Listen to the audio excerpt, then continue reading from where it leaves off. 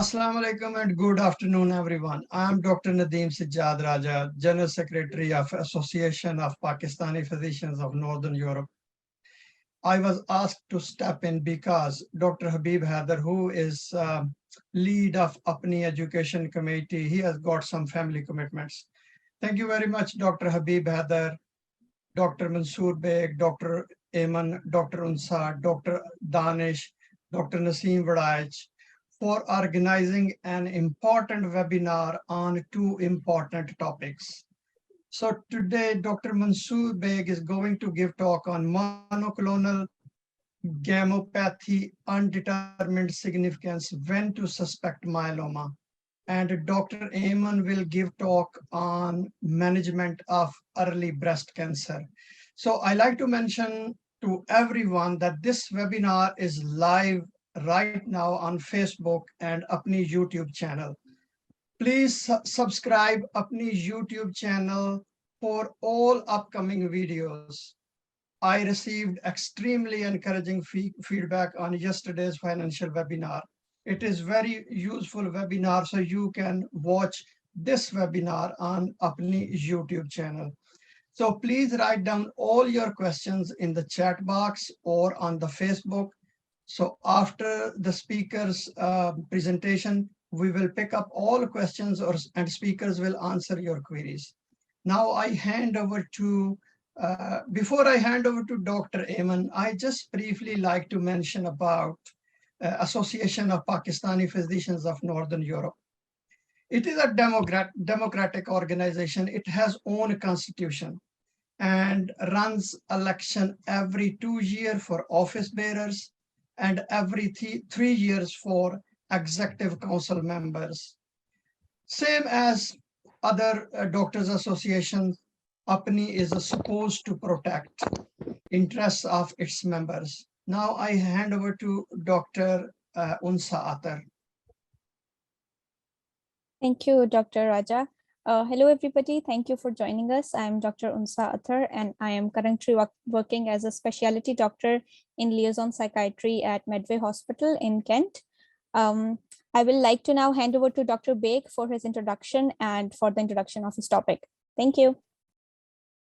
Assalamu alaikum. Good afternoon. Thank you, Dr. Unsa. I am Mohammed Beg, working as consultant hematologist at Royal Lancaster Infirmary. I did my fellowship in Royal College of Pathology back in 2020, and since then working as across all the subspecialties of hematology in a level 2 hospital. Thank you. I will hand over to Dr. Ayman. Hello, good afternoon. I'm Dr. Ayman, and I'm working as specialty doctor oncology in Broomfield Hospital, Mid and South Asian NHS Foundation Trust. And previously back home, I have been working as a consultant oncology. I have done my FCPS back home, and now I have moved here and started my role in the field of oncology. Thank you.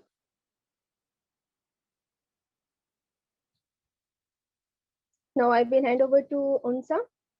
Thank you, Dr. Ayman. I would like to hand over to Dr. Danish Khalid now for his introduction.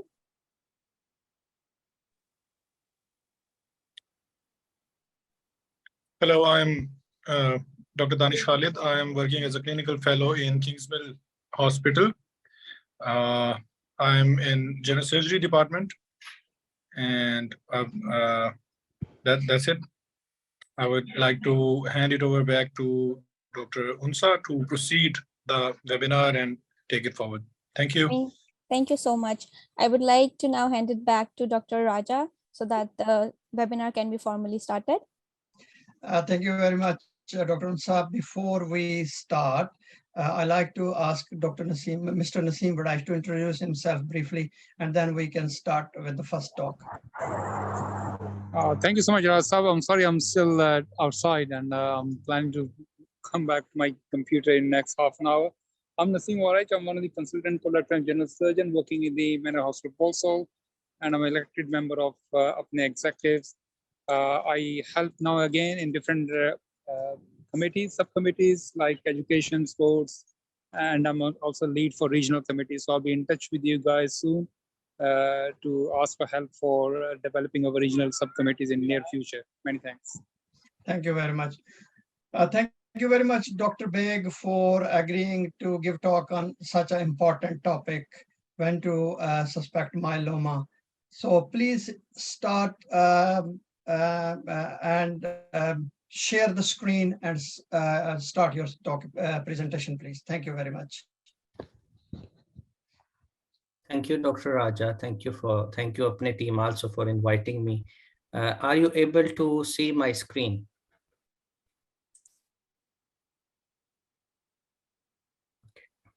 Yes, we can see your screen. Okay, thank you. Can we check someone is playing the YouTube channel? Can we stop that?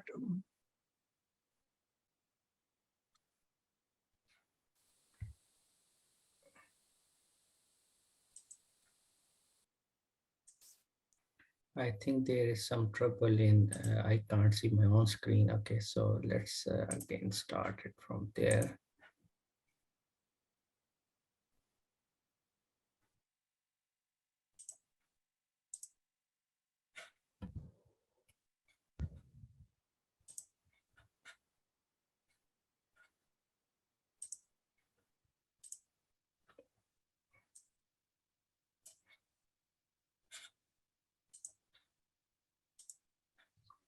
Can you see my screens? No, we are not able to see. Okay, let me do it again. Sorry for that. I'm not sure why it's taking too much time. Your screen is visible now. It says you're viewing Mohammed Mansoor Beg's screen. It's just your presentation that's gone all blank. Yeah, okay, so maybe it's a network trouble. I can't even see my screen. Okay, so let's do it other way. Can you see it now? No, we are not able to see.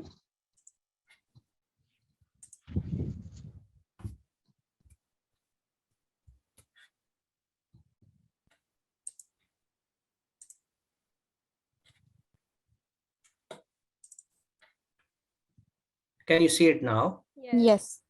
Okay. Sorry for that. Apologies. Thank you very much, Dr. Nadeem Raja and APPNE team. So the reason of choosing this topic is because it's more non-hematological, rather hematological, and most of the time it is monoclonal gammopathy of undetermined significance is picked up by other specialties, and it is requested by multiple specialties like neurology, rheumatology, primary care, and cardiology, immunology. So that was the reason of choosing this topic, which would be fruitful and beneficial to all my colleagues. So I would jump on. So no conflicts of interest. So it is an asymptomatic pre-malignant clonal plasma cell disorder. It is characterized by monoclonal protein quantified as under 30 gram per liter, under 10% clonal plasma cells in the bone marrow, and the absence of features of typical end organ damage, which is associated with multiple myeloma or other related lymphoplasmacytic malignancies like Waldenstrom. Prevalence increases with age. Median age of MGUS is around 70 years, affecting 3.2% of those over 50 years of age, increasing to around 9% above the age of 85. This is the local UK data. On average, 5,800 people are diagnosed with myeloma every year in the UK, which would require down the line treatment. So 75% of 74 to 75% myeloma diagnosed are in the people age over 65. But we have seen people affected with myeloma around ages of 40 and 50s, especially in early 40s, 50s. We have seen myeloma is 2 to 3 times more common in Black people compared with white and Asian people, and more in men. So coming to its subtypes, it is characterized according to the type of paraprotein. So IgM MGUS, where we need at least 3 gram per deciliter marrow plasma cells, lymphoplasmacytic infiltration under 10% with no evidence of myeloma and of damage. So risk of progression with this type of MGUS is 1% per year, and it can develop into Waldenstrom or amyloidosis or rare type, very rare type of IgM myeloma. The other type, which is more common, is non-IgM MGUS, which includes IgG and IgA and IgD and IgE. The other three are quite rare. So in also need all three criteria, that paraprotein under 3 gram per deciliter, plasma cell percentage under 10%, and absence of end organ damage. With this, the risk of progression is 0.5% per year, and it can progress into multiple myeloma, solitary plasmacytoma, and amyloidosis light chain.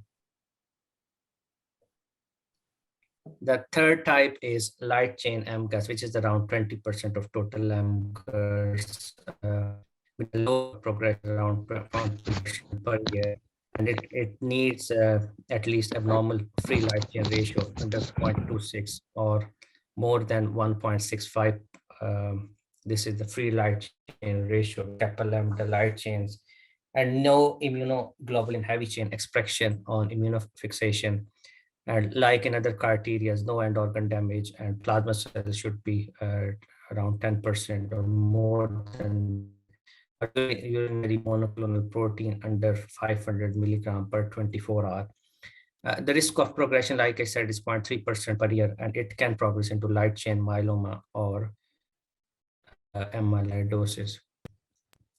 This was the study done in Mayo back in 2006, where they have screened 1684 patients with MGUS. And as you can see, majority of them, more than 50%, were due to other disorders, due to underlying dermatological, rheumatological, or vascular or immunological issues.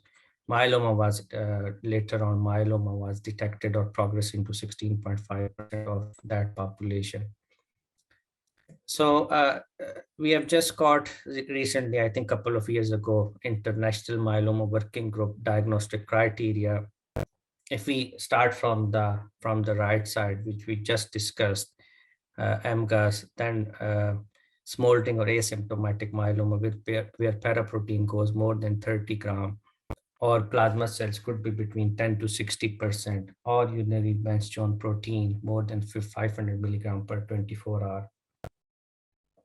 But that should not have any myeloma defining event or amyloidosis.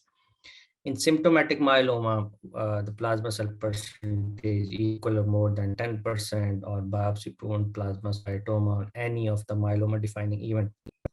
So previously, as per our undergraduate or previous background medical knowledge, we know the CRAB, that hypocalcemia, renal insufficiency, anemia, or bony lesions.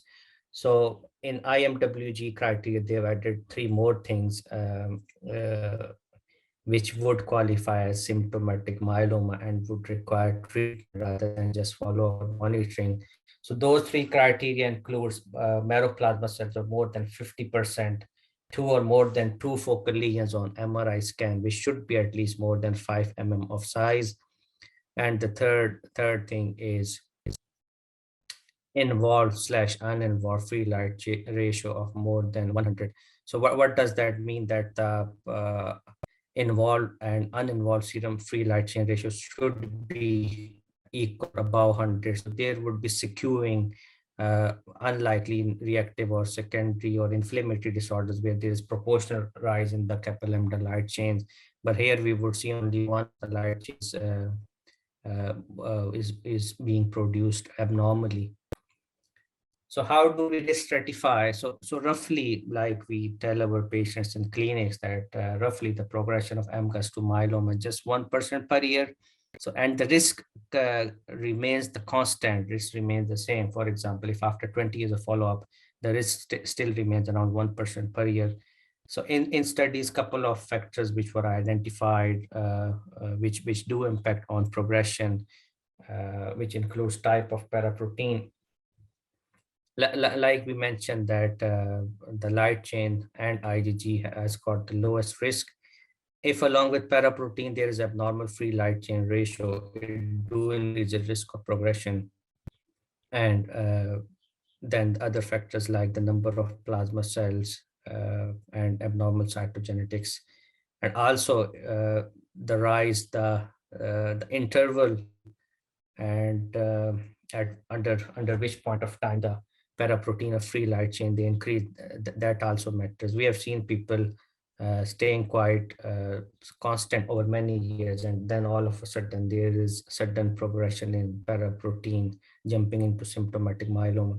Other risk factors associated were found as family history of paraproteinemias or plasma cell dyscrasias, male sex, and advanced age, like we just discussed before. So there are different stratification models which are applied differently internationally. But one which is most commonly used is 2005 Mayo clinical stratification, which gives 1 point for each. One is paraprotein more than 15 gram per liter, other is non-IgG subtype, and the third is abnormal serum free light ratio. So they have seen the absolute risk of progression at 20 years. If there is none of these factors are present, it would be very low, 2%. If one factor is present, it would be around 10%, so it would be intermediate low.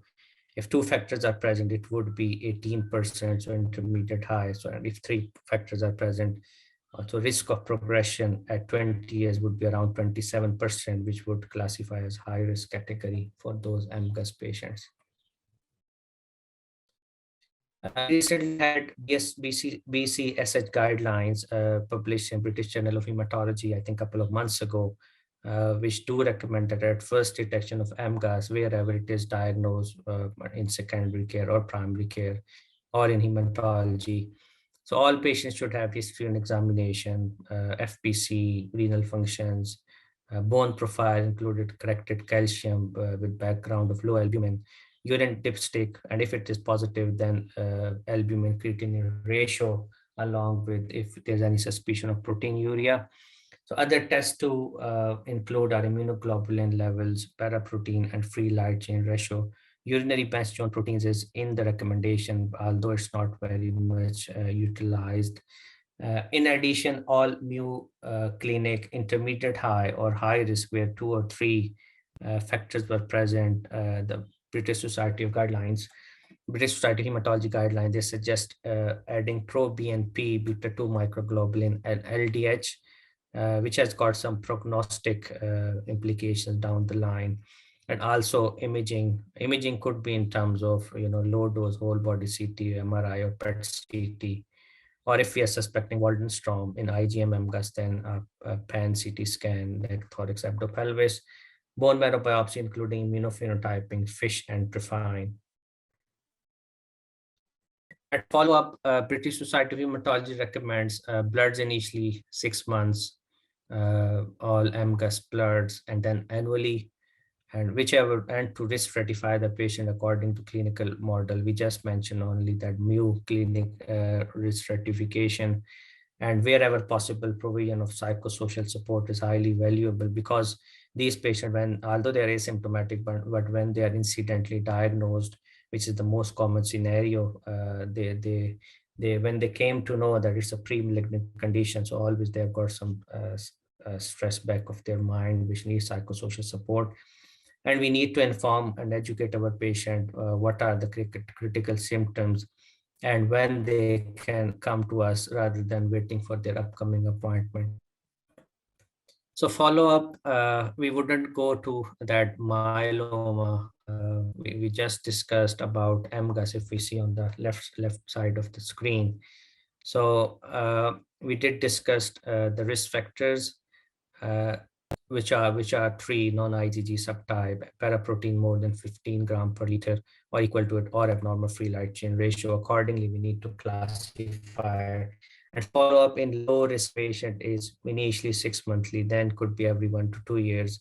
And in intermediate high or high-risk patient where the more risk factors are present, then the follow-up is recommended initially 6 monthly, then it could be 6 monthly to annual basis. And the rationale of monitoring is there if life expectancy is under, it wouldn't justify if the life expectancy is under 5 years, if the patient is frail, late age, multiple comorbids. At that point of time, a shared discussion should happen with the patient to consider no follow-up in case there is progression. In smoldering or asymptomatic myeloma, like we just discussed the diagnostic criteria, then it is risk stratified according to 3 factors. So bone marrow plasma cells equal over 10%, paraprotein more than 30 gram, and free light chain ratio under 1.25 or more than 8. Some guidelines, they suggest more than 7, so although very minor difference. And it attributes 1 factor to each. And for low risk, follow-up is initially every 2 to 3 months, then every 6 to 12 months. In intermediate risk, where 2 factors are present, follow-up is every 2 to 3 months, and then every 3 to 6 months. And in high-risk patients, where all 3 factors are present, the follow-up is quite frequent, every 2 to 3 months, and then to continue. So we would go to next slide. So recently, British Society of Hematology issued the guidance about when to refer. So we can see on the top 2 panels showing in red that any paraprotein with significant symptoms like cord compression or acute kidney injury, it would require urgent referral to hematology. If there is moderate concentration of paraprotein more than 15 gram in IgG or more than 10 gram in other like IgM or IgA or IgD, along with and any concentration, with IgA and IgM more than 10, because IgD and Ig are quite rare, and any concentration found on serum protein electrophoresis, it will require 2-week hematology referral. Also, like we discussed, if kappa lambda ratio is under 0.1 or more than 7, or identification of Bence-Jones protein, whatever the value is, it would require 2-week referral to hematology. In the amber, we can see that could be monitored in community, in primary care, or with other specialties if patients are already following up with them. If IgG under 15 gram or IgA or IgM of under 10 gram without any relevant symptoms. The symptoms we just discussed are the CRAB and the other 3 criteria, which they sum up as myeloma defining event. Also, if minor abnormal free light chain ratio, like more than 0.1 or under 0.7, but outside the normal range, which we do see commonly in elderly population, or with underlying inflammatory conditions, or with renal failure, where there is proportional rise and not much skewing in the kappa lambda ratio. In that situation, British Society of Hematology guidance is to monitor those patients every 2 to 3 months, confirm the pattern, and then follow up in community. Anytime there is sudden progression, 25% from baseline, or more than 5 gram per liter, or any new symptom, then those patients would warrant 2-week referral to hematology. And we do suggest immediate discussion with hematology team at that point of time. The green bar shows where there is nothing abnormal on bloods. So in that scenario, myeloma is very unlikely. So the rationale of BSH approach to monitoring community, that there are a lot of studies, evidence is quite lacking that earlier detection of myeloma or MGUS would lead to better outcomes. The other question which we do get from our primary care colleagues, that should we screen people for MGUS, especially about the age of 50 or 60. So at this point of time, as of 2023, there's not much evidence and it's not recommended. There's an interesting study ongoing in Iceland, iStop-MM, where they're screening their whole population who were born on 1975 and prior to that. That would give us some better idea about the prevalence and progression of those patients. We have discussed about MCAS, its diagnostic criteria, prognosis, but now just a couple of points on the harms of MCAS diagnosis. It requires, like we discussed in the start, it is an asymptomatic condition, but it requires lifelong follow-up, and it do puts patient at a lot of stress, where they are aware that in their back of mind they have got some pre-malignant condition, and they are always fearful that any time it could progress into smoldering or symptomatic myeloma. So with that also comes the logistics and the cost, clinical visits, investigation. I could grab that only in US more than $100 million are spent annually just for cost of MCAS follow-up. So definitely we need to coincide when to request and how to monitor for MCAS patients, especially it should be in the clinical context. So these are my references, and thank you very much. Thank you very much, Dr. Beg, for such a brilliant talk. Now I invite Dr. Aman to give presentation on a very important topic. Dr. Unsa, can you please share slides for Dr. Aman? Thank you very much. Can you please, can you please make the co-host again so that I can share screen? Okay, so yes, now you are co-host.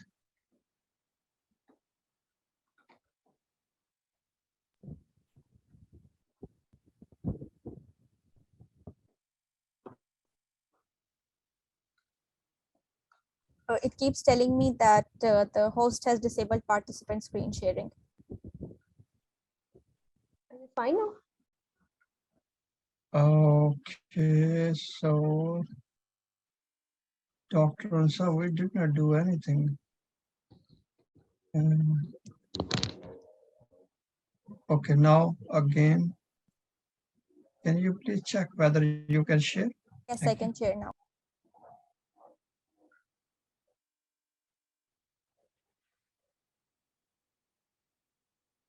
Can you see the screen? Yes, I can see. Yeah. So I will start. I have just picked up very like a subset of the breast cancer treatment, which is basically management of early breast cancer. So I just want to mention one thing about breast cancer, that it is not a single entity. It is basically a heterogeneous disease, and there are various types of breast cancer, and we treat breast cancer based upon the stages. Like there is carcinoma in situ stage, and then there is early breast cancer, which is non-metastatic, and then there is metastatic breast cancer. So so for today, I have just picked up the topic of early breast cancer management, which is basically non-metastatic disease, but at the same time invasive breast cancer. Please, next slide. So whenever there is a lady who presents, or male, because it's common in both men and women, both can present with breast cancer. So in our clinic, whenever we have a patient who says about a lump in the breast, or it is picked up on the screening mammography, then it is very important to take appropriate history and examination, as we all do in our day-to-day practice. After that, it is very important to do basic imaging studies in order to categorize the size of the lesion, or whether there is involvement of other lymph nodes, which are the draining lymph nodes of that part of the body. So in case of breast cancer, it is very important to undergo diagnostic bilateral mammogram, ultrasound, and breast MRI if indicated, because there are some circumstances when we are not able to appropriately categorize the lesion based upon mammogram and ultrasound. Then in that case, we have to take the help from the breast MRI. Although breast MRI can sometimes overdiagnose the disease, but in some circumstances, when there is microcalcifications or when there is 2 or more lesions, we have to take the help from the breast MRI. After doing imaging, it is very important to take biopsy of the lesion and get the pathology report, which I will discuss in the later slides, that we have various types of breast carcinoma based upon the path report. For the treatment of breast carcinoma, it is very important to determine the tumor estrogen, progesterone, and receptor status and HER2 status, because our treatment is basically guided by the receptor status of the tumor. It is very important for any cancer, and in particular breast cancer, to have genetic counseling and genetic testing. We have to determine whether it is a hereditary breast carcinoma or it is sporadic, or whether there is other family history of breast carcinoma. Then we can guide the patient about genetic counseling and genetic testing. For young patients, it is very important to determine fertility concerns, whether they want to, because when we give chemotherapy to the patient, obviously it's going to affect their fertility. So we have to address fertility concerns and sexual health concerns, particularly for the young ladies. Again, for the young ladies, it's very important to have pregnancy tests before doing any treatment. And obviously, breast cancer is a psychological distressful thing. So it is very important to do the distress management when you first encounter the patient with the new diagnosis of breast cancer. Next slide, please. So now I'm just going to some very complicated slides. So these are 2 or 3 which are very complicated slides. So because whenever we are managing cancer, we have to stratify stage. So in case of breast cancer, although it seems to be very complicated, but for any tumor, we basically know the tumor size. And in case of breast cancer, there is roughly T1, T2, T3, and T4. Now, for the T1 disease, it is basically a tumor size of less than equal to 20 mm. They have further stratified with the every year staging is changed. So in this recent staging, the T1 has been further stratified into T1 microinvasive disease, T1A, T1B, and T1C. Again, they have further very precise size measurement. So in case of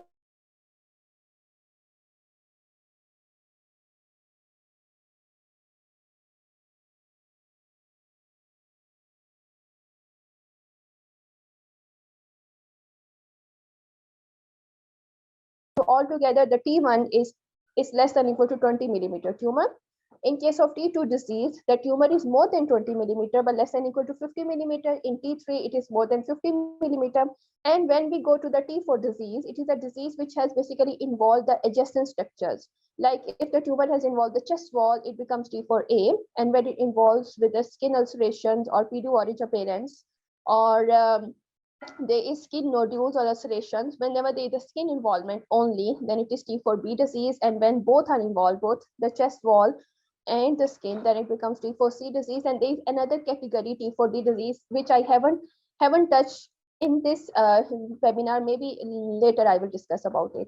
Now, after the tumor size, it is very important to determine the nodal status of the disease, because the tumor can go into the adjacent draining nodes, which are majorly axillary nodes or internal membrane nodes, infraclavicular and the supraclavicular nodes. So there is clinical and pathological stages. In case of clinical stage, N1 disease is ipsilatum mobile, level 1 and level 2 axillary lymph nodes.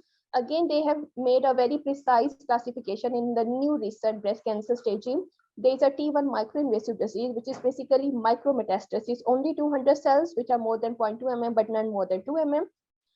So the N2 disease has been stratified into 2 categories. If the ipsilateral lymph nodes are fixed or mated, it becomes clinically N2A disease. And when you determine internal membrane lymph nodes only, then it becomes clinically N2B disease. And in case of N3 disease, again, they have stratified. If only the involvement is infraclavicular nodes, we have N3A disease. And when both axillary and internal membrane lymph nodes are involved, then it becomes N3B disease. And in case of N3 disease, there is supraclavicular node involvement. So in case of N3 disease, we are basically seeing more advanced disease with the involvement of regional nodal involvement.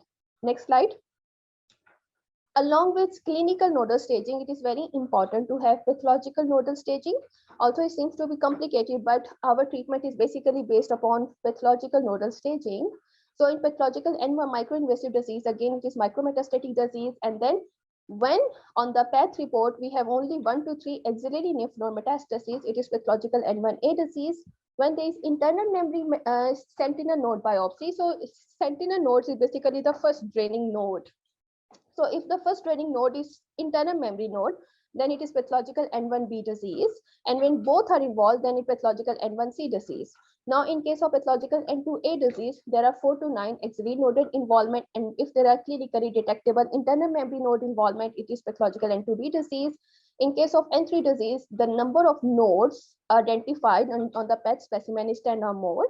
And in case of N3B disease, if the disease is 1 to 3 or 4 to 9 lymph nodes along with clinically detectable internal memory node, then it is pathological N3B disease. And then we have only supraclavicular node involvement, which means very advanced disease, then it is pathological N3C disease. Next slide. So it's apart from whenever we have a breast cancer patient, we have to determine the nodal status and the tumor size, and then we stage the patient as stage. Initially, there was only stage 1, 2, 3, 4, but now they have in the new staging, they have stratified it further, like stage 1A disease and 1B disease, 2A, 2B, and 3A, 3B, 3B, and they have further made a very precise staging. I think so that there is no need to go into the detail, but it's only general concept is that the tumor status, tumor size, nodal involvement, based upon T1, T2, T3 category nodal involvement, we stratify into stages. Next slide. So for the treatment of breast cancer, we have basically 3 modalities of treatment. Number 1 is the surgery. Number 2 is the chemotherapy, radiotherapy, and based upon the receptor status, endocrine therapy or hormonal treatment or HER2-directed therapy. So the first mainstay treatment for breast cancer is the surgery, which is basically the 70% of the treatment. So we can either go with the loco-regional treatment, which can be breast conservative treatment or total mastectomy. So whenever we are going with the option of breast conservative treatment, we need surgical axillary staging, and then oncoplastic reconstruction, which can be immediate or delayed based upon the patient preference and various factors. After the wide local excision of the tumor, it is very important to radiate the breast to prevent the local recurrence along with radiation of the tumor bed. Now the question is whether we should radiate axilla or not. So it depends upon what is the axillary stage. If the axilla is clinically negative, there is no need to radiate axilla, only radiate breast, but there are some adverse features, like if there is central or medial tumor, it is pathological T3 disease or pathological T2 disease with grade 3 disease, lymphovascular invasion, or ER negative. ER negative is always an aggressive disease, so we have to radiate axilla.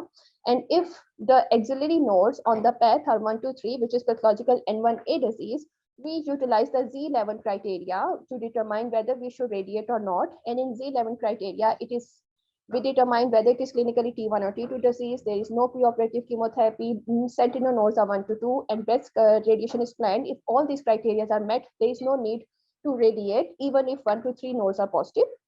But the nodes are 4 or more, there is must to radiate regional nodes. Next slide. So I said that one option for the surgery is breast conservative treatment. Other option is total mastectomy. When we are going with the total mastectomy, again, we have to undergo the surgical axillary staging and reconstruction, which can be immediate or delayed. Now the question is to radiation of the chest wall after mastectomy axillary staging. So here we have to take into consideration the tumor size and the margins and the nodal involvement. So if the tumor is less than or equal to 50 millimeter, which is roughly which is T1 to T2 disease, and margins are more than 1 millimeter, there is no need to radiate the chest wall. But if the margins are close, we should consider radiation. We should radiate the chest wall, and we can consider regional nodal irradiation. But if the tumor is more than 50 millimeter, definitely we have to radiate the chest wall. We normally do it when the tumor is more than 50 millimeter. We radiate the chest wall and regional nodal irradiation. And when the axilla is positive, pathologically, we have to radiate the chest wall along the regional nodal irradiation. And if the margins are positive, the best option is to re-excise. Otherwise, we can consider radiation to the chest wall with regional nodal irradiation. Thank you. Next slide.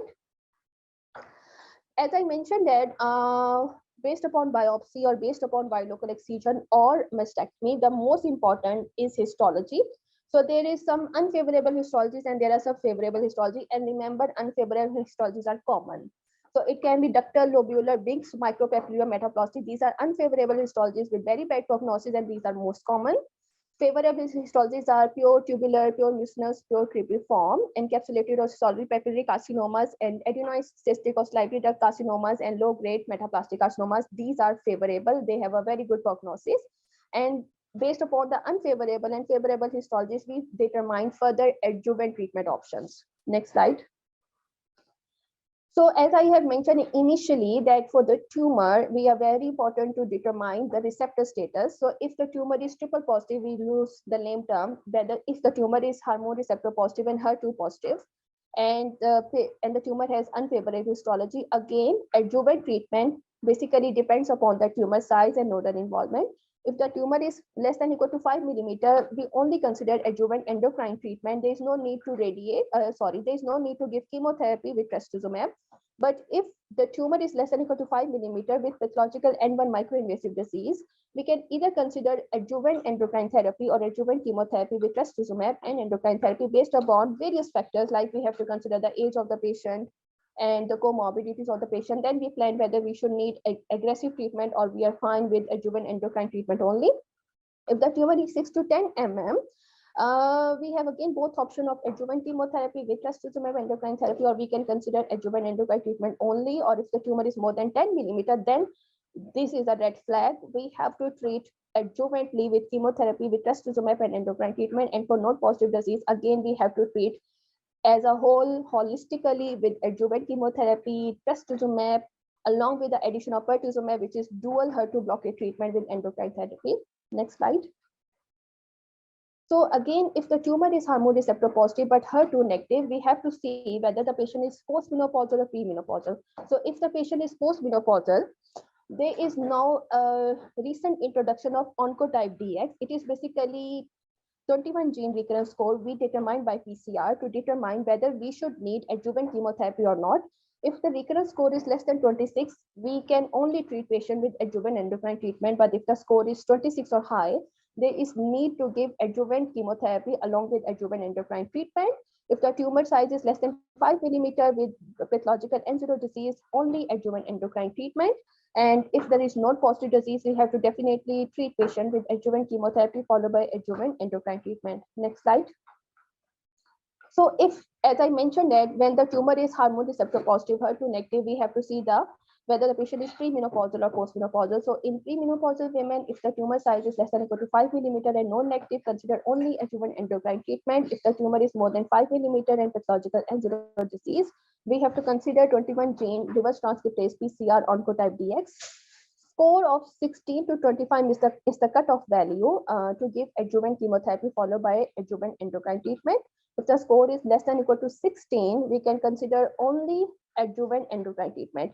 And in premenopausal women, if we are planning to give chemotherapy or aromatase inhibitors, which is a type of endocrine treatment, we have to consider ovarian function suppression as well.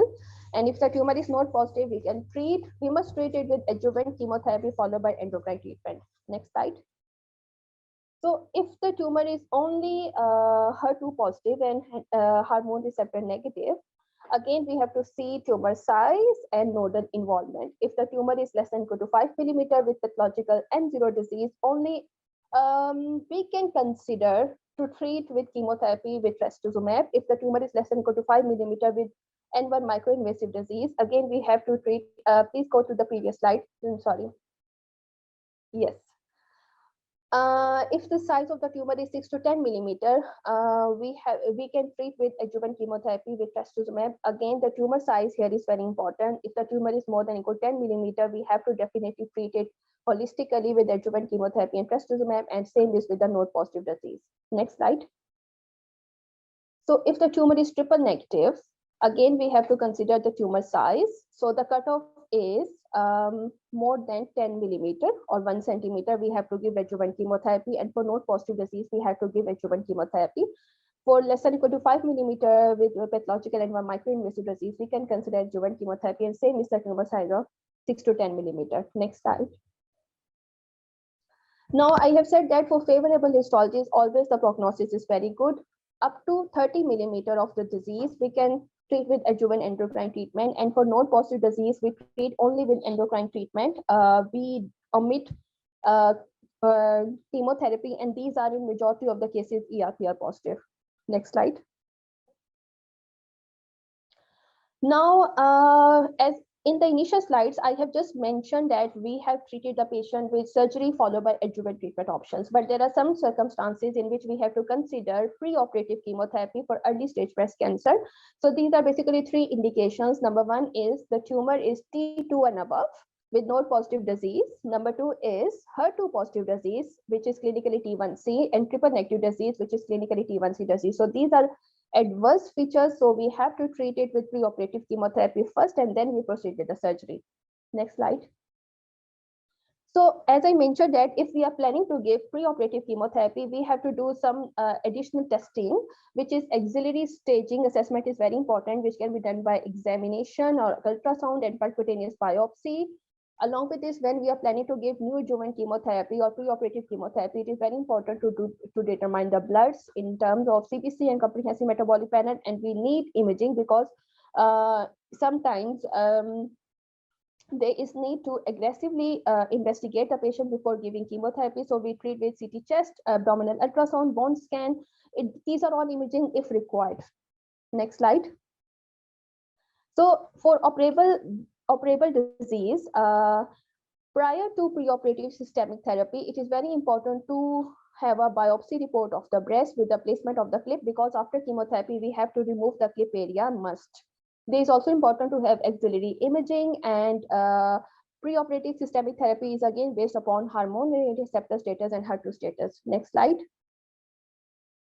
So after preoperative systemic therapy, we have to go with the surgery, which can either be breast conservation treatment or mastectomy with surgical auxiliary staging, and then we determine the adjuvant treatment, which is systemic therapy or radiation therapy. Next slide. So there was operable disease in which we considered preoperative chemotherapy based upon certain indications, but there are some breast cancer which are early stage but inoperable. For that, we have to definitely give preoperative chemotherapy. Next slide. After preoperative chemotherapy and surgery, the next treatment is adjuvant treatment, and it is again based upon their hormone receptor status and HER2 status. If the treatment, if the disease is HER2 positive and hormone receptor positive and HER2 negative, we only give adjuvant endocrine treatment. And for HER2 positive disease, along with endocrine treatment for 5 to 10 years, we have to treat with 1 year of maintenance HER2 targeted treatment. And for triple negative, if we have given immunotherapy like pembrolizumab in our treatment regimen, we have to continue it and complete it for 1 year. Or adjuvant capecitabine, it is another chemolog which depends upon whether the patient is in pathological CR or not. Pathological CR means that pathological complete remission from neoadjuvant chemotherapy. And if the patient has germline BRCA mutation in adjuvant setting for triple negative, we should give adjuvant olaparib for 1 year. Next slide. Now, after, I haven't mentioned anything, but because I just wanted to tell it that when we have treated breast cancer, definitely for all the breast cancer, we need this surveillance. And for breast cancer, the surveillance is 5 years. And for 5 years, we basically bring the patient in clinic for examination, maybe after every 2 months or 3 months or 4 months at maximum. And we have to go with annual mammogram for up to 5 years. And if the patient is taking endocrine treatment, we have to monitor the patient for endocrine treatment side effects. Or if the patient is on HER2 targeted therapy for 1 year, we have to go with the HER2 targeted therapy, monitoring any side effect, which is particularly cardiotoxicity. So we, after the whole treatment of breast cancer, ask the patient to visit us clinically for 5 years, because we have a surveillance plan. Because if the patient is tumor free for 5 years, then the chances to get the recurrence again is minimum. So we have a surveillance of 5 years. Next slide.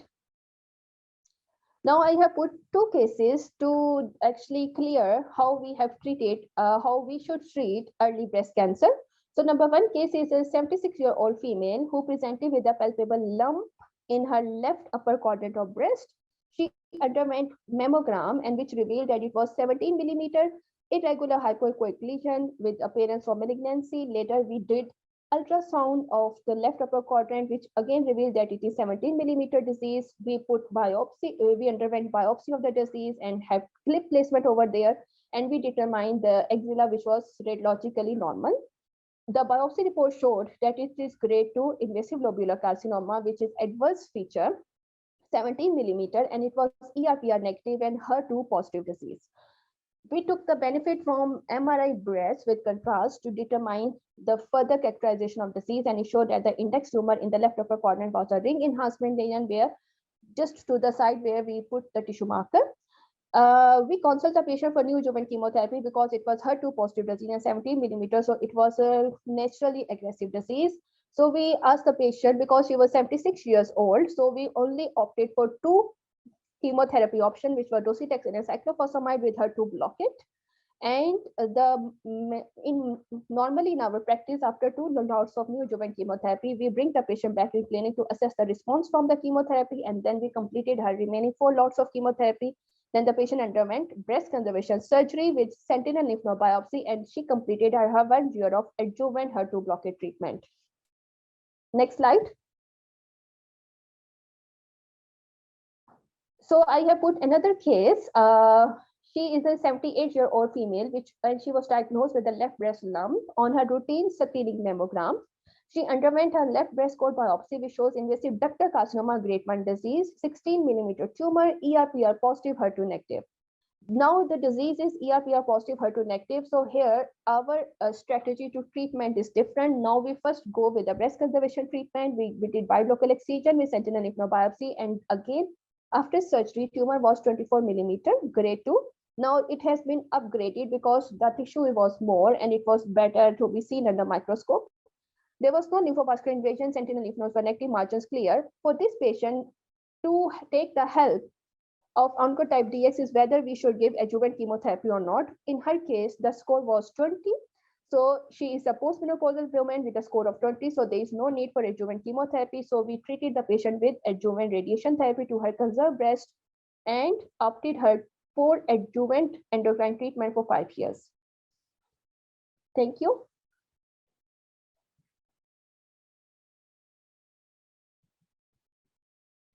So I will now hand over back to Dr. Nadeem Sajjad Raja. Thank you very much, Dr. Ayman, for brilliant talk. We learned a lot of things today. And now I invite Mr. Varach to please take lead on the question answer session. And Dr. Unsa and Dr. Danish, they have received a lot of questions, so they will be asking questions to both speakers.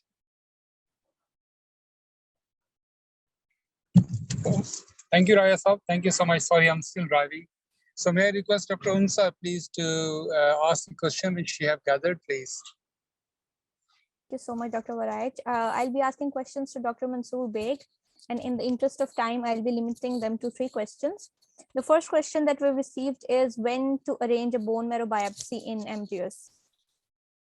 Yeah, thank you, Dr. Unsa. It's a fantastic question. You know, it's a bone marrow biopsy, although a minor procedure, but we need to carefully look whether it's going to be of any clinical benefit in terms of diagnosis or management down the line. So I know a number of institutions, they have got their own guidelines when to consider. Sorry, there's some background rain and clouds. So I mean, there are different models. The one model we just discussed is Mayur 2005 risk stratification model. Definitely, you know, not in low risk patient, but we can consider in intermediate to or high risk patient. Yeah, that would give, you know, further information to plan for further follow-up, or if patient has progressed to manage down the line. Yeah, hope it clears. Yeah, Thank you so much. In your presentation, you mentioned different types of imaging modalities. In the interest of saving resources and the NHS perhaps, which imaging modality do you think is the best to be able to diagnose and arrange? yeah, I think the British Society of Hematology recommends low dose CT of whole body, but I'm aware that it's not available at all hospitals.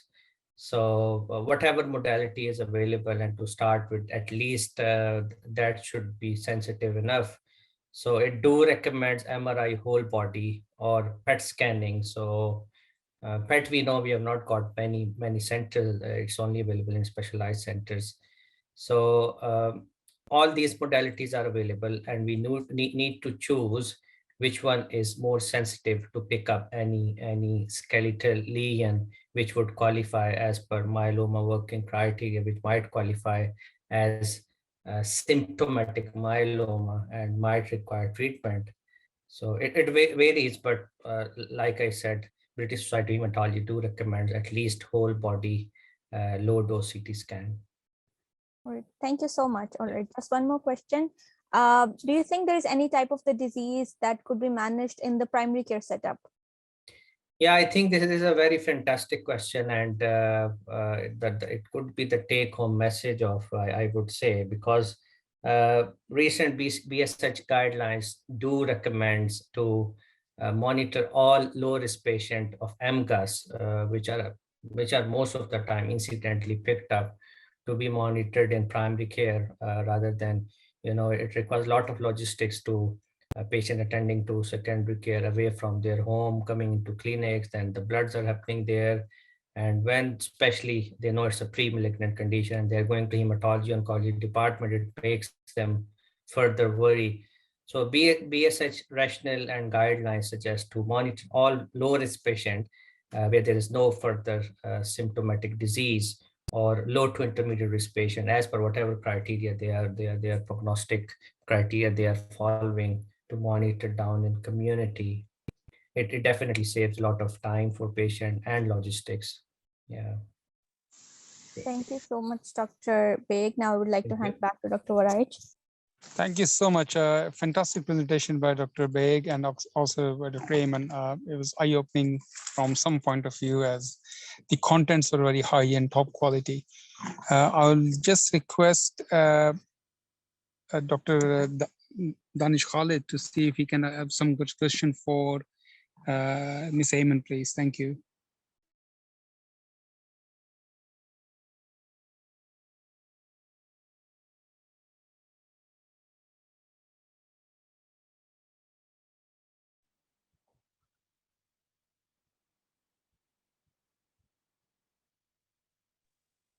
Is he available? Hello. Or... Hello. Can you Hello, hi. listen to me? Yeah. Yeah. So I've got some. I've received some questions, and I have shortlisted 3 of the questions that I would like to ask from Dr. Ayman. Yes. Yeah. So my first question from the comment section that I've got is, how to grade tumors? Yeah, it's a very important question that in addition to the tumor size and the donor status, whenever we are treating the tumor, it is very important to know the grades. So roughly morphological grade of breast tumor is 3, which is grade 1, grade 2, and grade 3. And it is basically the pathology report in which we determine 3 things: the tubular formation, nuclear pleomorphism, and mitotic count. And we give a score of 1, 2, 3 to each of these characteristics, morphological characteristics in the microscope. And we determine if the score is 3 to 5, it is grade 1, it is 4, 5 to 6, it is grade 2, and whenever the score is more than that, it is grade 3. So as the grade increases, obviously the tumor is more aggressive, and our treatment approach towards the tumor becomes more aggressively. Thank you. And my second question that I've received is types and side effects of the endocrine therapy. Yes, it is also a very important question, because endocrine treatment is, I must say, the mainstay treatment, especially if the tumor is ER/PR positive. And based upon the risk, we have a calculator in which we determine what is the 5-year risk of recurrence of the breast cancer. If the patient is in low risk category, we ask patient to take endocrine treatment for 5 years. And if the score is more, we ask the patient to take endocrine treatment for 7 or 8 years. So endocrine treatment is not basically one treatment. It is basically different types of endocrine therapies. And it can either be anti-estrogen blockade, which is tamoxifen, or aromatase inhibitors, which has further 3 types. In premenopausal women, we basically treat with tamoxifen, and in postmenopausal women, we have both options of tamoxifen and aromatase inhibitors.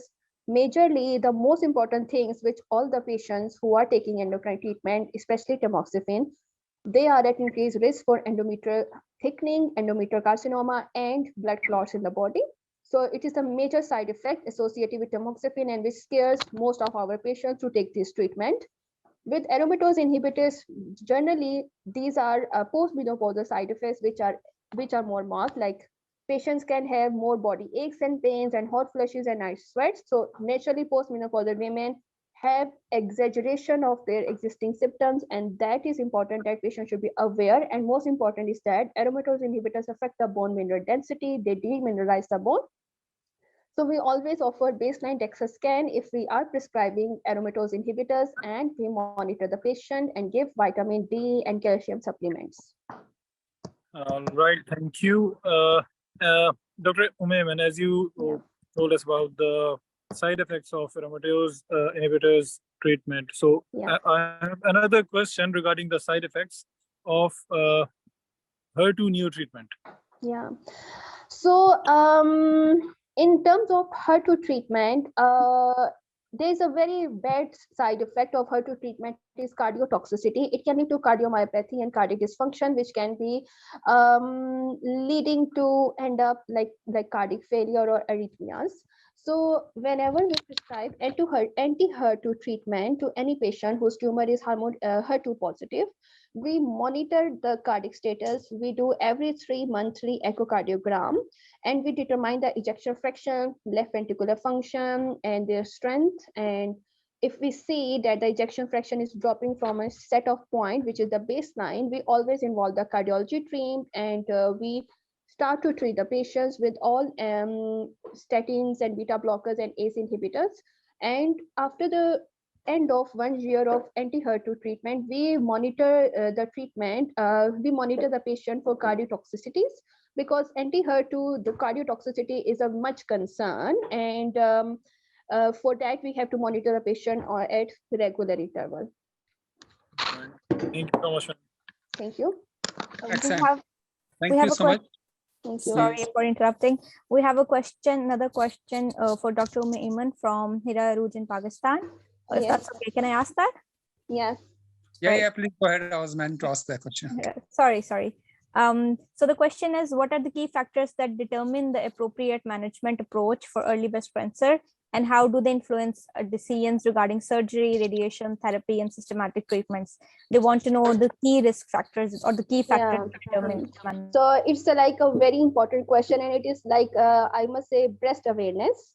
Like breast cancer awareness, I must say that what are the risk factors which increase the likelihood to develop breast cancer, which is basically the screening program to prevent breast cancer. So number one, we all know that there is the genetic predisposition to develop breast cancer. Hereditary predisposition to develop breast cancer, which is basically that in your family history is positive for either breast cancer or for BRCA1 and BRCA2 mutated other tumors, that increase the likelihood, especially if the patient is in early age. So for early age, it is basically, we always consider that it is a genetic or hereditary factor, which is the risk factor to develop breast cancer. Another important thing are the sporadic factors. So sporadic factors basically means that in the family, in the environment, there is one positive agent, which is the likely cause of the breast cancer. So it is hereditary. It is not hereditary, it is sporadic, which means that there is no problem in the genes of the patient who have breast cancer, but there is environmental factors, which is the cause. Along with these other factors which increase the likelihood of breast cancer is obesity. And with obesity, there is increased exposure to the estrogen and progesterone, which increase the likelihood of breast cancer development. If the patient is taking oral contraceptive pills or hormonal treatment, it increases the likelihood to develop breast cancer. Also, in terms of, if I say lifestyle, that alcohol drinking is also likelihood, it increases the likelihood to develop breast cancer. And we always, in our screening program, advise the patients to take into considerations all of the risk factors if they want to know and to avoid them to prevent the prevalence of breast cancer. I have another question for Dr. Umaiman. Yes. Yeah, it's when to consider bisphosphonates in early stage cancer patients. I'm sorry, I'm not able to hear properly. Please repeat the question.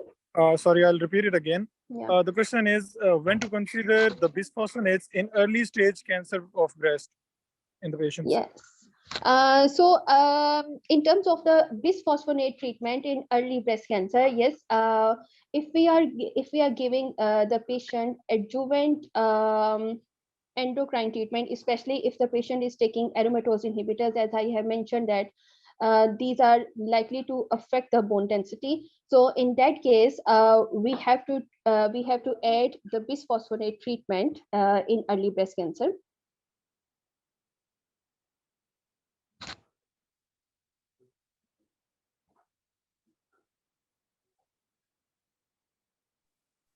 Thank you so much for answering the questions. I would like to hand back to Dr. Naseem Varayach to finish Thank the you so much. Q&A session. Thank you so much. I think that maybe the end of our session. I will let Dr. Raja to conclude the session before we say goodbye.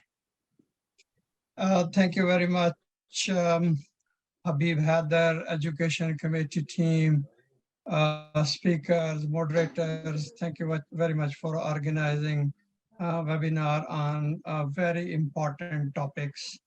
So at the end, I like to mention that APPNE provides a broader professional network, advocates for doctors' rights and interest, and we represent our members on different forums.